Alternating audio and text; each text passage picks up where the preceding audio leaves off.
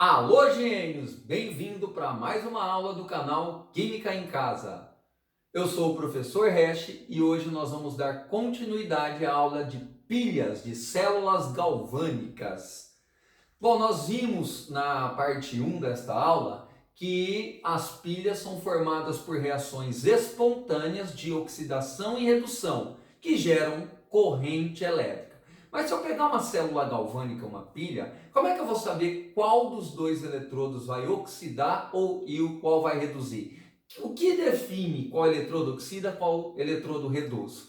Os seus potenciais.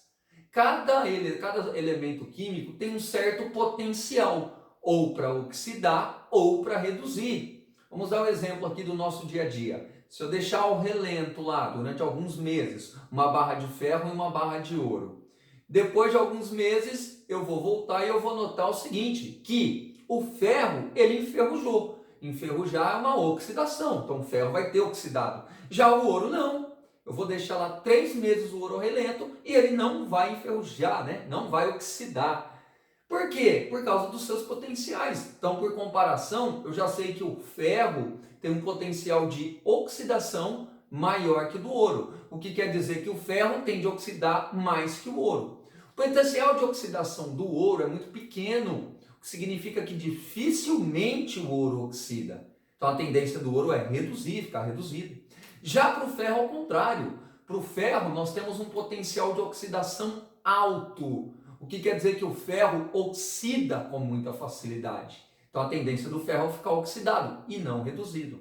Ou seja, cada elemento tem um potencial, ou para oxidar ou para reduzir. Esses potenciais eles foram medidos experimentalmente no laboratório, nas condições padrão, que significa 25 graus Celsius de temperatura. Quando envolver gases, eles estarão a 1 atm de pressão e na concentração 1 mol por litro. Então, nessas condições, os potenciais dos elementos foram medidos utilizando como o eletrodo padrão o eletrodo do gás hidrogênio. Então, se vocês notarem, por convenção, o eletrodo hidrogênio ele tem potencial zero.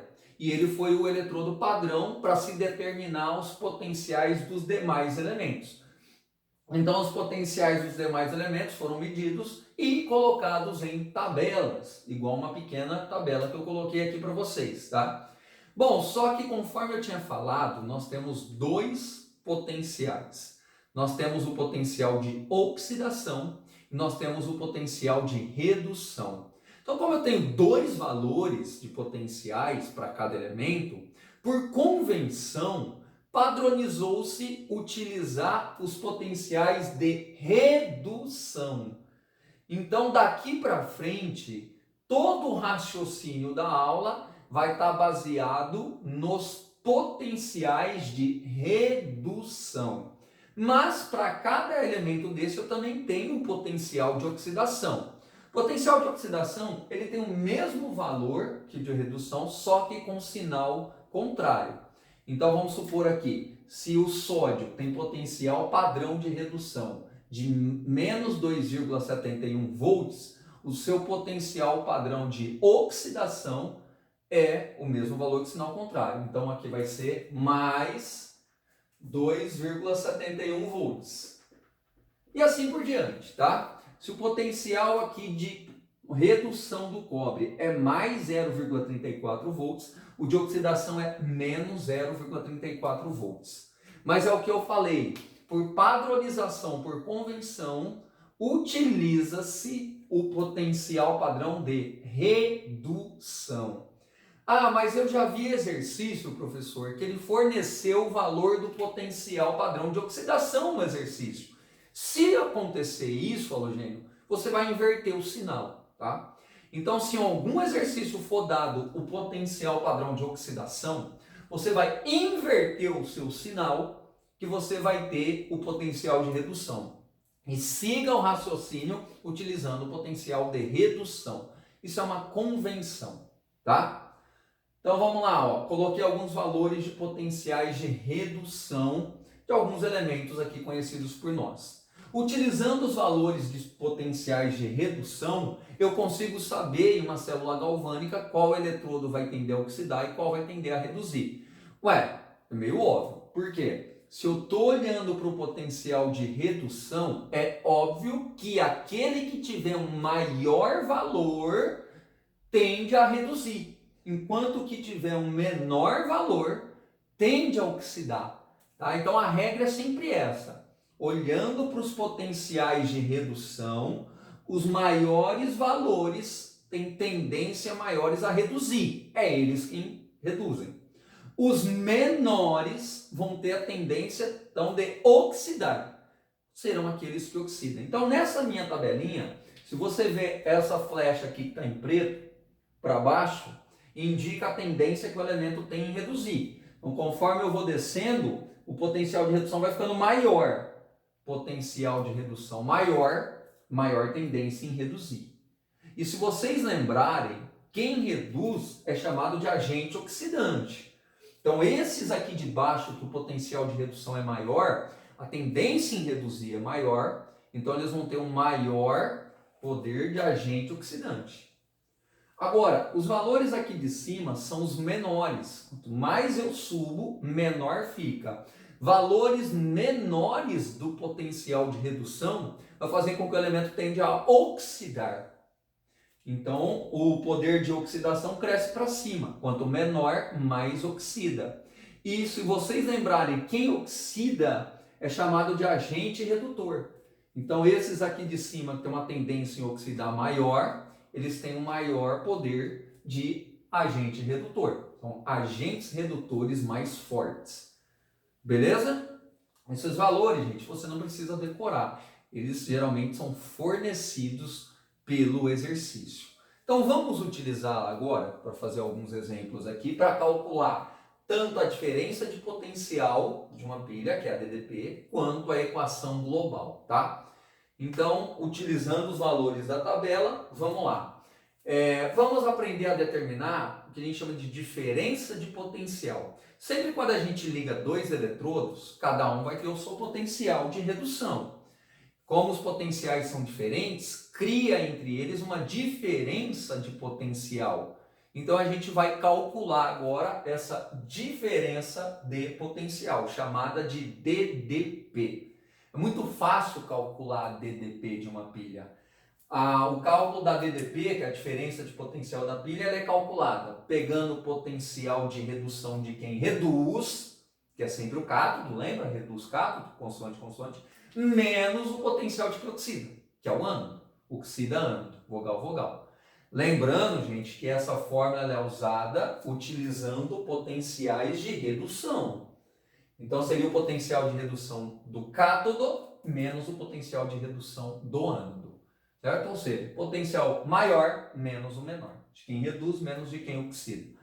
Vamos fazer um cálculo aqui. Tá? Eu vou calcular aqui então a diferença de potencial de uma pilha formada entre zinco e cobre, que é a pilha de Daniel, que nós vimos na parte 1 dessa aula. Primeira coisa que você tem que saber, quem oxida e quem reduz desses dois eletrodos zinco e cobre? Eu vou olhar para os potenciais de redução para saber. Lembrando que o maior é quem vai reduzir e o menor é quem vai oxidar. Entre zinco e cobre, qual tem o maior ou menor potencial? Aqui eu tenho o potencial do zinco, menos 0,76 volts, e aqui eu tenho o potencial de redução do cobre, mais 0,34 volts. Qual desses dois eletrodos reduz? O que tem um potencial de redução maior? Esse é maior. Então aqui eu tenho o cobre reduzindo e o zinco oxidando. Então vai ser o potencial do cobre, que é o potencial de quem reduz primeiro, menos o potencial do zinco. Potencial do cobre menos o do zinco. Só que aí você vai fazer o jogo de sinal, menos com menos dá mais, e aí nós vamos ter uma diferença de potencial de 1,10 volts. Vou fazer mais um exemplo aqui. Calcular a DDP de uma pilha formada entre magnésio e ouro.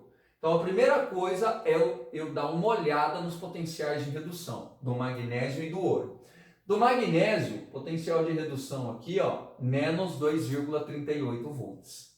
E do ouro, mais 1,42 volts. Como o potencial de redução do ouro é maior, o ouro é quem reduz. E o zinco é quem oxida. O magnésio é quem oxida, quem tem um potencial menor. Então, o maior potencial que é o ouro reduz, o menor potencial o magnésio oxida. Então, você vai fazer aqui potencial de quem reduz, que é o ouro, 1,42, menos o de quem oxida, que é o menor, que é o do magnésio, menos 2,38. Faz o jogo de sinal, menos com menos mais, e soma. Diferença de potencial dessa pilha, 2,80 volts. Calcular DDP, beleza? Então vamos lá. Ó. Agora a gente vai aprender a calcular a equação global de uma pilha, a representação da equação global dessa pilha, tá? Bom, eu vou aqui calcular para começar, montar a equação global de uma pilha formada entre zinco e cobre. O que nós vamos ter que fazer? Primeiro nós vamos ter que pegar as duas semi-reações. A do zinco, que está aqui, e a do cobre, que está aqui, tá? Cada uma dessas reações são chamadas de semi-reações. Então vamos lá, ó. Primeira coisa, eu vou pegar a reação do cátodo, que a gente chama de reação catódica. Lembrando que cátodo é quem reduz. Então, primeira coisa, eu vou descobrir quem reduz entre o zinco e o cobre. Novamente, tá? Você vai pelos potenciais de redução. O maior reduz. O maior potencial aqui entre zinco e cobre é do cobre. Então, cobre reduz. O que você vai fazer? Você vai vir e copiar essa semi-reação aqui do cobre reduzindo. Então, fica cobre 2+, mais 2 elétrons, cobre 0. Ó, se você notar, ela foi copiada. Agora eu vou pegar quem oxida. Quem oxida é o ânodo. Então, é a reação anódica. Quem oxida é quem tem um potencial de redução menor. No caso, é o zinco. Só que é o seguinte, você acha que eu vou vir copiar a semi-reação aqui, do jeitinho que está aqui eu vou copiar lá? Não! Agora não, porque o zinco, por ter um potencial de redução menor, ele oxida. Ele oxidando, o NOx tem que aumentar, ele tem que ir de 0 para 2+, tá? E não de 2+ para 0. Se eu jogar do jeitinho que está aqui ali, eu vou pôr ele reduzindo. E como o potencial é menor, na verdade, ele oxida. Então a gente tem que inverter essa reação. Nós vamos pegar o zinco 0 que está no produto, jogar para o reagente, e o zinco 2+, mais 2 elétrons que está no reagente, e jogar para o produto. A gente inverte a equação anódica aqui. Desta forma, o cobre reduz de 2+ para 0, e o zinco oxida de 0 para 2+. Então a gente copia a que reduz, a catódica, e inverte a que oxida, a anódica. Agora, o que eu tenho que fazer? Eu tenho que anular os elétrons. Os elétrons das duas semi-reações devem ser anulados, porque o número de elétrons doados por quem oxida tem que ser igual ao número de elétrons recebidos por quem reduz. Nesse caso, 2 elétrons já cancela com 2 elétrons. Ele já se cancela. Então, basta cancelar os elétrons e jogar o que sobrou embaixo. O que sobrou aqui nos reagentes? Cobre 2+, e o zinco metálico, 0. E aqui, o cobre metálico e o zinco 2+. Essa é a reação global desta pilha. Lembrando que além da equação global, eu tenho a representação da IUPAC. Aí eu expliquei na parte 1. A representação da IUPAC, ela ficaria assim, ó. Primeiro eu ponho quem oxida, separado por uma barra. Então, é o zinco 0, oxidando para zinco 2+. Aí eu ponho 2 barras, que é o ponto salina. Agora vem quem reduz, que é o cobre 2+, barra, indo para cobre 0. Essa é a representação da IUPAC, essa é a global. Para a gente encerrar, vamos fazer mais um exemplo aqui. Eu quero aqui a reação global da pilha, da célula galvânica, formada entre magnésio e ouro. Primeira coisa, eu vou precisar das semi-reações e dos potenciais de redução, para eu saber quem vai oxidar, quem vai reduzir. Então, pega aqui o potencial do magnésio e o potencial do ouro. Como o potencial de redução do ouro é maior, é ele quem reduz. Então, eu vou copiar essa semi-reação aqui. Reduz é cátodo, é a catódica. Por que eu copio? Porque nessa reação o ouro já está reduzindo. Ele está indo de +3 para 0. Como ele já está reduzindo e ele deve reduzir, é só copiar. Então, copia essa semi-reação aqui. Ó. Copiei. Agora, eu vou pegar quem oxida. Quem oxida é quem tem um potencial menor, que no caso é entre esses dois o magnésio. Então, o magnésio, o potencial de redução menor, vai oxidar. Agora, será que eu copio essa semi-reação que está aqui lá? Não! Por quê? Porque aqui o magnésio está reduzindo, de +2 está indo para zero. Eu tenho que pôr o magnésio oxidando na minha pilha, ele oxida, porque o potencial de redução é menor. Então, o que eu vou fazer? Eu vou inverter. O magnésio tem que ir de 0 para 2+, é daqui para cá. Então, esse magnésio metálico vem para cá e os reagentes vêm para o produto. Então, notem que essa reação está aqui invertida em relação à tabela. Agora, o que eu tenho que fazer? Anular os elétrons. Os elétrons devem ser anulados. O número de elétrons doados tem que ser igual ao número de elétrons recebidos. Mas espera aí, professor, aqui eu tenho 3 elétrons, aqui eu tenho 2. Eles não estão iguais para cancelar. Então, nós vamos ter que igualar para depois cancelar. Como que eu igualo esses elétrons? Multiplicando invertido. Se aqui eu tenho 2 elétrons e aqui 3, essa de cima você multiplica por 2, e aqui são 3, você multiplica de baixo por 3. Então, multiplica de cima por 2, multiplica de baixo por 3. Só que você tem que multiplicar todo mundo aqui da equação, tá? Então, fica assim, ó. 1 ouro 3+, vezes 2 dá 2. 3 elétrons vezes 2 vai dar 6. 1 vezes 2, 2. E a de baixo eu multiplico por 3. 1 vezes 3, 3. 2 vezes 3, 6. 1 vezes 3, 3. Agora, se você notar, eu tenho 6 elétrons no reagente, 6 elétrons no produto. Os elétrons se cancelaram. É só copiar o que sobrou embaixo.